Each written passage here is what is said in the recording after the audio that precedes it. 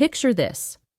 I'm standing at the edge of a memory, the kind that feels like it's been waiting for me to catch up.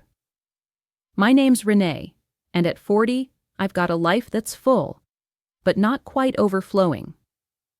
I've been married to James for 15 years now. He's 42, the kind of man who can fix anything. Except maybe the way time has sanded down the edges of our excitement.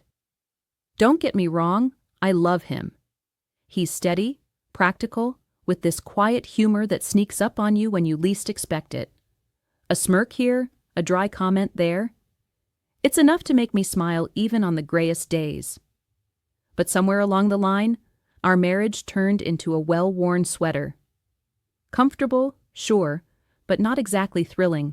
We live in the heart of the city, in this cramped apartment that's more shadow than light. The walls are close, the windows small, and the air always feels a little stale, like it's been trapped in there as long as we have. It used to feel like home, back when we were younger and every corner held a story. Now, it's just a place to sleep, a place to eat, a place to scroll through our phones while the TV hums in the background. It doesn't feel like us anymore. I catch myself staring out those tiny windows, imagining something different, something spacious, bright, a place where the world doesn't feel so boxed in. James feels it too, though he doesn't say it as often. I see it in the way he lingers over coffee, gazing at nothing in particular, like he's looking for a horizon we can't see from here. That longing, it's been building for months, maybe years. It's not just about the apartment, it's about us, about finding a spark again, a reason to wake up and feel like the day matters. So, when I stumbled across a listing for a show apartment on the outskirts of town, it felt like a sign. Not just any place, mind you, but a sleek, modern development with floor-to-ceiling windows and panoramic cityscapes that promised to stretch out forever. I could almost see it in my mind before I even clicked the link. Sunlight pouring in, casting golden streaks across polished floors, the kind of view that makes you feel like you're on top of the world. I showed James, and for the first time in a while, his eyes lit up. Not a full-on grin, but a nod, a quiet, "Let's check it out." That was enough for me. I booked a private tour faster than I've done anything in years. My fingers were practically trembling as I typed in our details, imagining this as the start of something new, a fresh chapter for us. A chance to breathe again, to look out over the city and feel like we're part of something bigger. The confirmation email came through with the name of our realtor, Tobias. I don't know why, but that name stuck with me, rolling around in my mind like a melody I couldn't quite place. And now, here we are, standing at the entrance of this towering glass building on the outskirts of town, the morning sun glinting off its sleek facade like it's winking at us. James is next to me, hands in his pockets, looking up with a mix of curiosity and skepticism, like he's already calculating the cost per square foot. I nudge him lightly, trying to shake off the nervous energy buzzing under my skin, and that's when I see him, Tobias, striding toward us with the kind of confidence that fills a room before he even speaks. He's in his mid-30s, I'd guess, sharply dressed in a tailored navy suit that fits him like it was made just for this moment. His tie is a subtle gray, knotted perfectly, and his shoes shine like they've never touched a scuff. But it's not just the clothes that catch my eye. It's the warmth in his smile, wide and genuine, like he's been waiting to meet us all day. His voice, when he speaks, is almost melodic, a smooth cadence that seems to slow down time itself. "Renee, James, so glad you could make it," he says, extending a hand. His grip is firm, professional, but when he shakes mine, his eyes linger on me for just a heartbeat longer than they do on James. I feel a flicker of something, curiosity maybe, but I brush it off as friendliness. He's just doing his job, right? Making us feel welcome. Tobias gestures toward the entrance, and we follow him into the lobby, a space that feels like it belongs in a magazine. Marble floors stretch out beneath our feet, polished to a mirror sheen, reflecting the minimalist decor, clean lines, neutral tones, a single oversized vase of white orchids sitting on a glass table like a piece of art. The air smells faintly of citrus, crisp and expensive. As we walk, Tobias starts talking about the building's amenities, his words weaving a picture of a life I've only ever daydreamed about. "You've got a rooftop garden up top," he says, his tone casual but brimming with pride. "Perfect for unwinding after a long day. Then there's the state-of-the-art gym on the 3rd floor, and of course, a 24-hour concierge service for anything you might need." I nod, trying to keep up, but I'm already imagining lazy evenings on that rooftop, a glass of wine in hand, the city lights twinkling below. We reach the elevator, a sleek silver box that hums softly as it opens. Tobias punches in the code for the 15th floor, and as the doors close, I feel a tightness in my chest.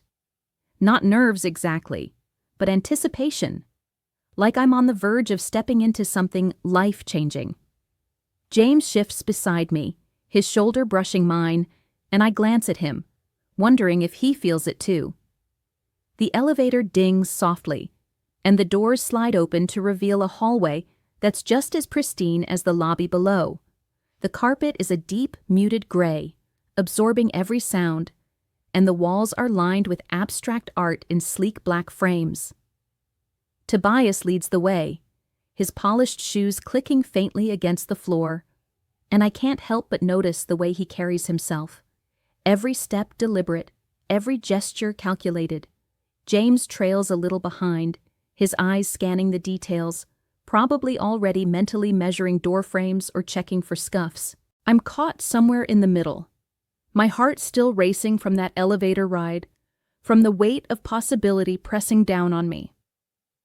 We stop at a door marked 1507, and Tobias swipes a keycard with a flourish, pushing it open to reveal the show apartment. I step inside, and it's like walking into a dream I didn't know I had. The space is vast, open, with floor-to-ceiling windows that frame the city like a living painting. Soft, golden light spills in, bathing everything in a warm glow that feels almost sacred. The king-sized bed in the master bedroom catches my eye immediately, its pristine white bedding folded with military precision, not a single crease out of place. A faint scent of lavender lingers in the air, subtle but intoxicating, like it's been woven into the very fabric of the room. I stand there, taking it all in, feeling the weight of the space, the way it seems to stretch on forever, the way it makes me feel small and significant all at once. Tobias lingers near the doorway for a moment, then steps closer, his presence suddenly more pronounced. James mumbles something about checking out the kitchen and wanders off, leaving just the two of us in this cavernous room. I turn to say something, anything, but the words catch in my throat as I notice how close Tobias is now, closer than necessary. He's standing by the bed, one hand resting on the polished wood of the bed frame, his fingers tracing the grain with a deliberate slowness that feels almost hypnotic. I watch, transfixed, as his gaze lifts to meet mine. His eyes are sharp, knowing, like they've already seen through every layer I've built up over the years. My breath catches, a jagged little hitch I can't control, and the air in the room shifts, thick with a tension I didn't see coming. "This space," he says, his voice dropping to a near whisper, smooth as velvet, "it's perfect for firsts." The words hang there, heavy, loaded with something I can't or won't name. My mind races, a chaotic swirl of thoughts crashing into each other. There's James, steady and familiar, somewhere in the next room, probably marveling at the stainless steel appliances or the under-cabinet lighting. There's the life we've built, the quiet monotony of it, the way it's felt like a slow fade to grayscale. And then there's this, Whatever this is, a pull so electric it's like a current running through me, waking up parts of myself I thought had gone dormant long ago. Loyalty tugs at me, a sharp, insistent ache. But so does the hunger for something more, something raw and unscripted. I hesitate, my heart pounding so loud I'm sure he can hear it. My fingers twitch at my side, itching to reach out, to cross a line I've never even let myself imagine before. And then, in a moment of reckless abandon, I do. I step forward, closing the distance between us, and it's like the world narrows to just this room, just this second. There's no grand gesture, no sweeping romance, just a quiet intensity that feels louder than any words we could say. Tobias doesn't flinch. His movements are precise, controlled, like he's been waiting for this just as much as I have. His hand finds my waist, steady and sure, and I let myself fall into it, into the forbidden, into the betrayal of everything I thought I stood for. It's not passionate in the way you'd expect, not a whirlwind of emotion. It's stark, almost detached, a transaction of need and curiosity, yet it cuts deeper. I'm frozen in the aftermath, my breath still uneven, my mind a tangled mess of regret and something I can't quite name. The room feels different now, like the air itself has thickened with the weight of what just happened. I step back, smoothing my blouse with shaky hands, trying to erase any evidence of the moment, but I know it's useless. My cheeks are flushed, a betraying heat that I can feel spreading across my face. My hair, once neatly tucked behind my ears, is now slightly disheveled, strands slipping free as if they're mocking my attempt to pull myself together. Behind me, the bed, once so pristine and untouched, bears the faint imprint of disruption, the white bedding rumpled just enough to tell a story I wish I could unwrite. I glance at it for a split second, my stomach twisting, before forcing my eyes away. Tobias stands a few feet from me, adjusting his tie with a calmness that borders on indifference. His fingers move with precision, smoothing the gray fabric back into place as if nothing in the world could rattle him. His expression is unreadable, a mask of professionalism slipping back on like it was never gone. He doesn't look at me, not directly, and I'm not sure if I'm grateful for that or if it stings more than I expected. It's as if the last few minutes didn't happen, as if the charged silence between us was just a figment of my imagination. But my racing pulse tells me otherwise. I can still feel the ghost of his touch, the way it lingered just long enough to carve itself into my memory. The sound of the door opening cuts through the haze in my mind, and time seems to slow to a crawl. I turn my head, almost in slow motion, and there's James, stepping back into the apartment with 2 paper cups of coffee in his hands. Steam curls lazily from the lids, drifting upward in delicate spirals before dissolving into the air. His movements are casual, unhurried, the way they always are when he's been out running a quick errand. He must have slipped out to grab us drinks while I was losing myself in a moment I can't take back. The sight of him, so familiar, so steady, hits me like a punch to the chest. My heart lurches, a sickening mix of dread and guilt churning in my stomach as I watch him cross the threshold. His eyes scan the room, taking in every detail with that quiet, methodical way of his. I feel exposed under his gaze, like he can see right through me, past the flushed skin and the nervous way I'm standing with my arms crossed too tightly over my chest. His attention flickers from me to Tobias, then to the bed behind us, and I swear I see something shift in his expression. Just a flicker, a tightening around his jaw that's gone as quickly as it came. Does he know? Can he sense it? My mind races with possibilities, each one worse than the last. I wait for the explosion, the anger, the betrayal to pour out of him in waves. Or maybe it'll be worse. Maybe he'll just go silent, the kind of quiet that cuts deeper than any words ever could. I brace myself, my breath shallow, my fingers digging into my arms as if I can hold myself together through sheer force of will. The silence stretches on, suffocating and endless. It's broken only by the faint hum of the city outside the windows, a distant reminder of a world that's still moving while I'm stuck here, trapped in this moment of reckoning. Every small sound feels amplified in my head. The soft creak of James's shoes against the floor, the rustle of the paper cups as he shifts them in his grip. I can't look away from him, can't move, can't even think straight. The weight of my guilt presses down on me like a physical thing, heavy and unyielding.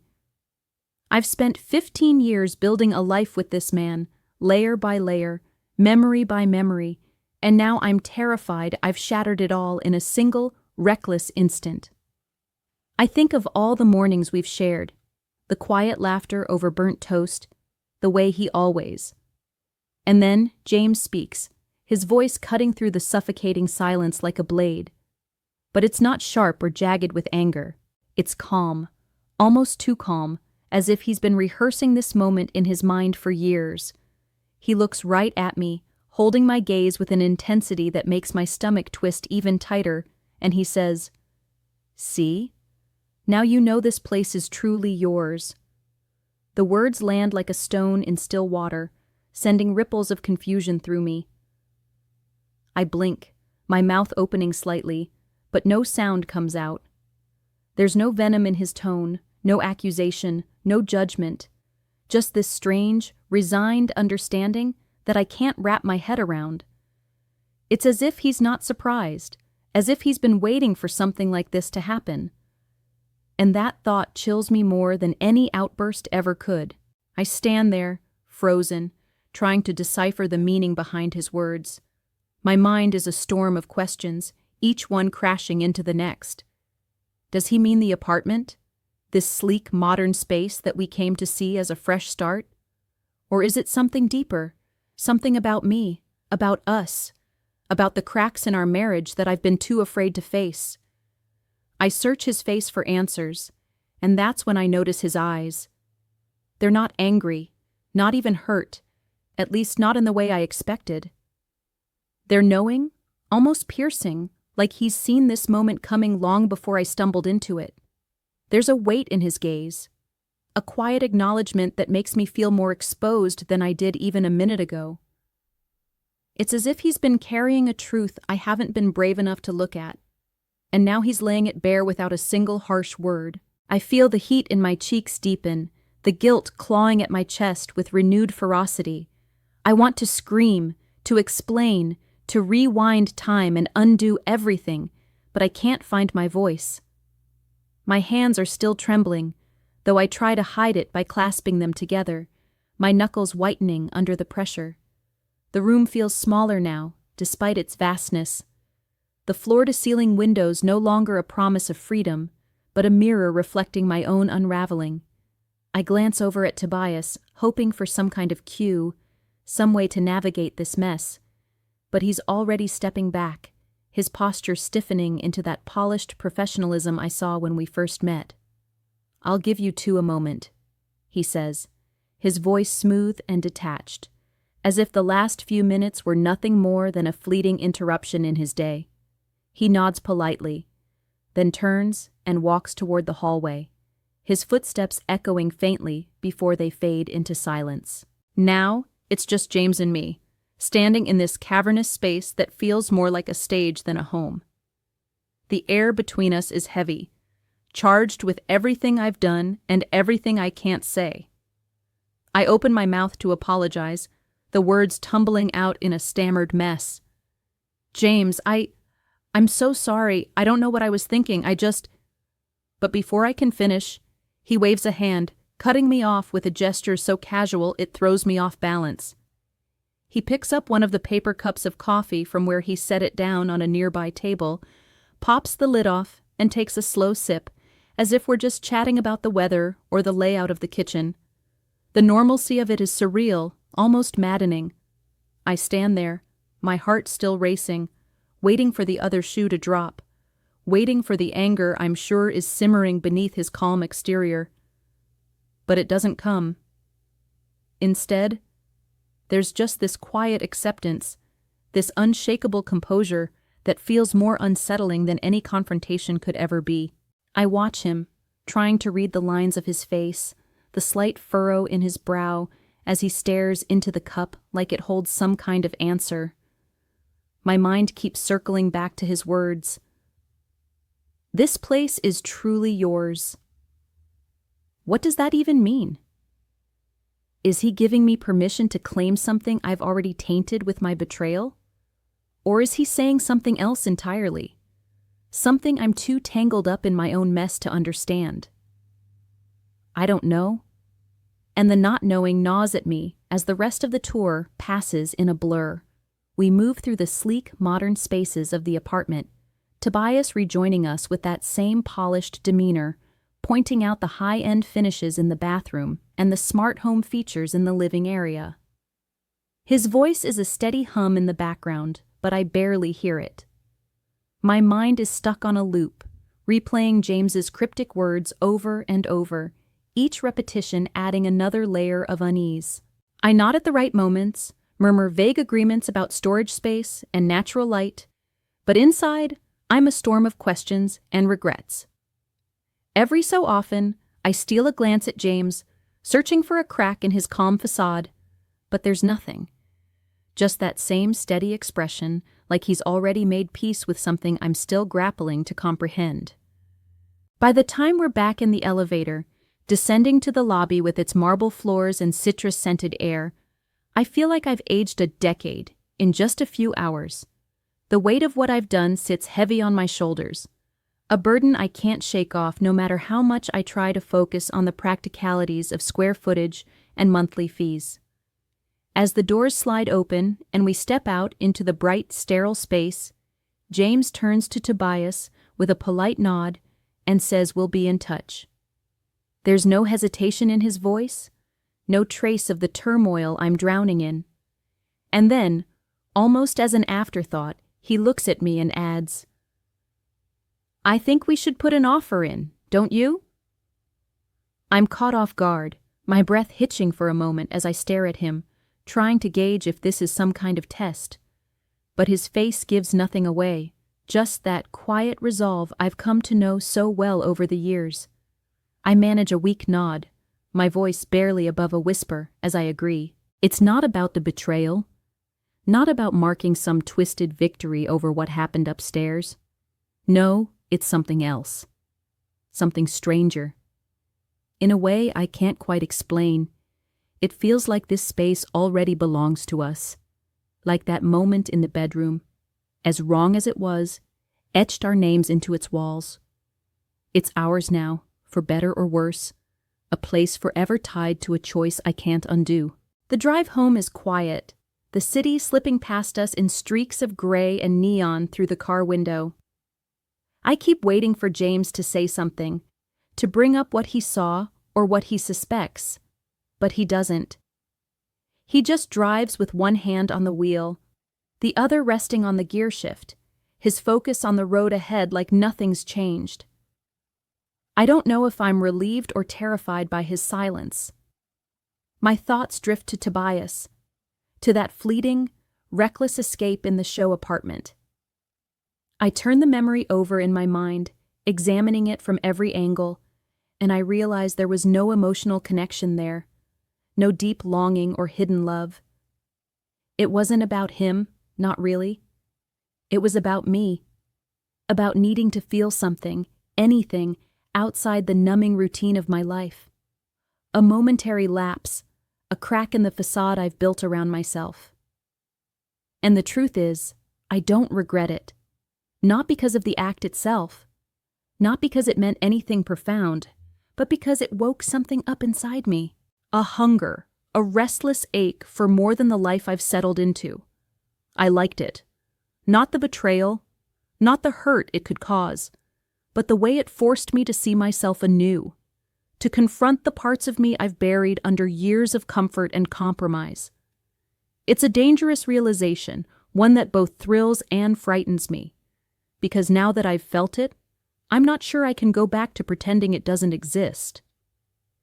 Later that evening, after the city has settled into its quieter hours, James and I find ourselves back in our cramped apartment. The one that feels more like a cage than ever after seeing the expansive views from the 15th floor. We sit in silence, the weight of unspoken dreams heavy between us, until James finally whispers, "Maybe it's time we find a place where we can breathe."